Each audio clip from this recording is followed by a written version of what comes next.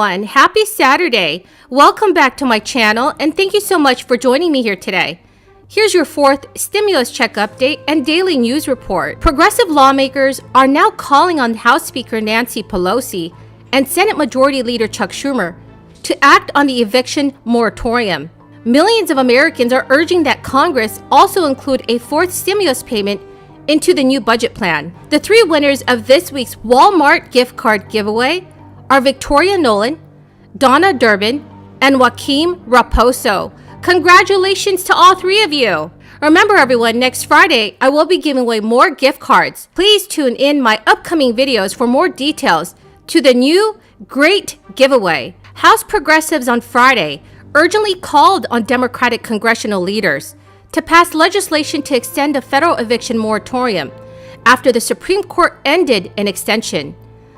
The lawmakers wrote in a letter, "As your fellow colleagues, we implore you act with the highest levels of urgency to advance a permanent legislative solution in a must-pass legislative vehicle in order to extend the life-saving federal eviction moratorium for the duration of this crisis."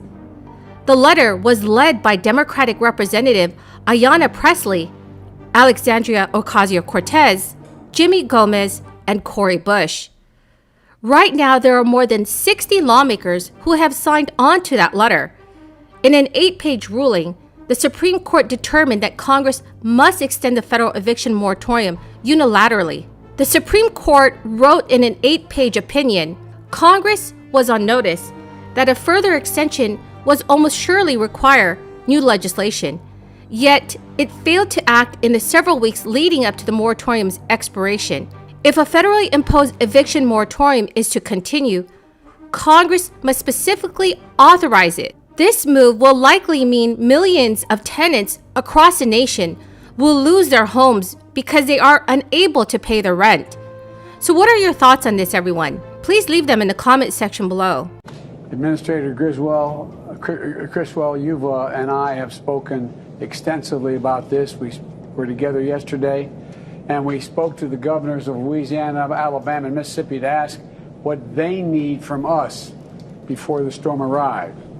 And I've already signed an emergency declaration for Louisiana to make sure we're ready for the surge response capability to deal with whatever comes their way, our way, but it's their way.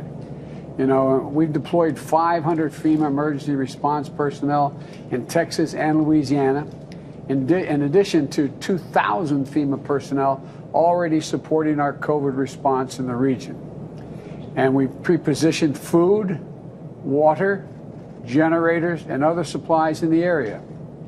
Power restoration and mobile communication and support teams are also en route.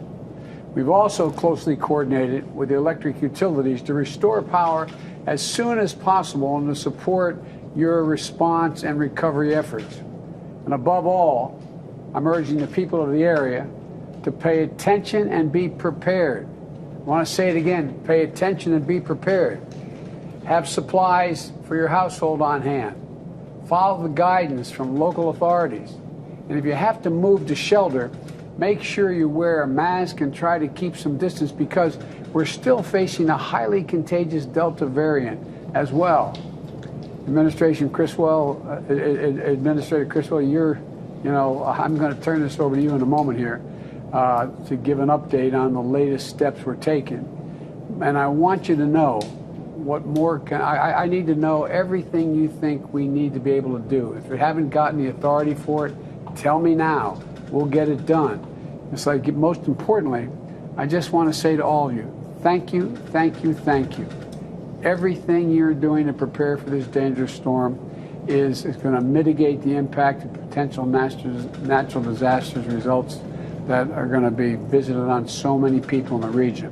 The moratorium, essentially a nationwide ban on evictions, was put in place last year. In June, the Supreme Court voted 5-4 to allow the eviction ban to continue through the end of July, but it signaled in its ruling that it would block any further extensions unless there was clear and specific congressional authorization. Amid public outcry, House Democratic leadership was looking to possibly take legislative action before its summer recess, But those efforts did not take place. The CDC ended up passing another extension in early August, largely due to the public outcry and protests. In a statement this past Friday, Nancy Pelosi did not indicate that the House would return from its recess to pass the legislation. She called on state and local governments to disperse rental assistance immediately. Only about $5.1 billion of the $46.5 billion in aid has been dispersed by the end of July, and this is according to figures released earlier this week. Pelosi said earlier this month, thanks to the leadership of President Biden and congressional Democrats, the imminent fear of eviction and being put out on the street was lifted for countless families across America, with the issuing of a new CDC eviction moratorium. Last night, the Supreme Court immorally ripped away that relief in a ruling that is arbitrary and cruel. Following the release of the progressives' letter, Pelosi also sent her own letter to the Democratic caucus, again reiterating that the chamber will assess possible legislative remedies. White House Press Secretary Jen Psaki also released a statement late Thursday, lamenting the Supreme Court's decision. Jen Psaki stated the Biden administration is disappointed that the Supreme Court has blocked the most recent CDC eviction moratorium. President Biden supported extension efforts in Congress, but also called for action at the state level. Millions of families across our nation are receiving monthly cash payments for the enhanced child tax credit, with the next check going out September 15th. And under the American Rescue Plan, a new child who counts as a qualifying dependent this year could be eligible for that third stimulus payment of up to $1,400, though the money won't be available until after a tax return is filed in 2022. So what other pandemic relief money could be coming your way? California residents right now will see another round of Golden State stimulus checks for $600 as early as next week.